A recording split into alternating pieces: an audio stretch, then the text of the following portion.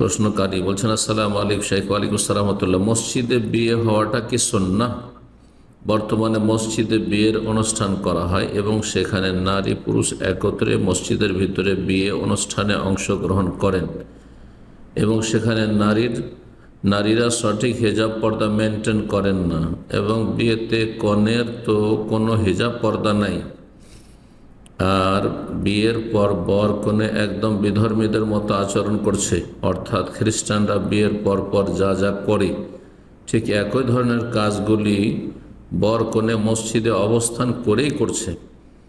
তারা বলছে মসজিদে বিয়ে করা সুন্নাহ। এ ব্যাপারে যদি একটু কিছু বলতেন।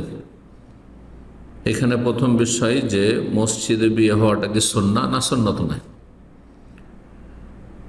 বিয়ে যে কোনো জায়গায় হতে পারে।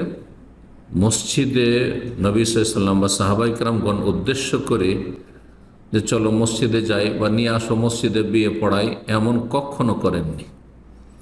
সুতরাং মসজিদে বিয়ে করা বা বিয়ে পড়ানো, বিয়ের মজলিস বসানো, এটি সুন্নত নয়। খুব বেশি যে জায়েজ। বিয়ে যেমন একটি গুরুত্বপূর্ণ ইবাদত, তাতে মহৎ উদ্দেশ্য রয়েছে, তেমনি বিয়ে একটি হচ্ছে মামলা, আদান প্রদান, বন্ধন।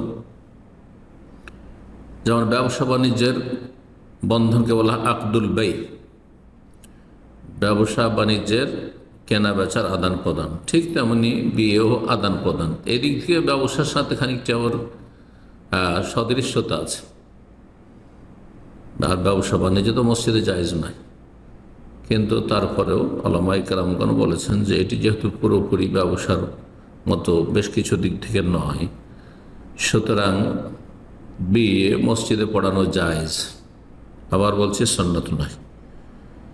তারপরে প্রশ্নে আরও বেশ কিছু দিক উল্লেখ করেছেন। বর্তমানে মসজিদে বিয়ের অনুষ্ঠান করা হয় এবং সেখানে নারী পুরুষে একত্রে মসজিদের ভিতরে বিয়ে অনুষ্ঠানে অংশগ্রহণ করেন।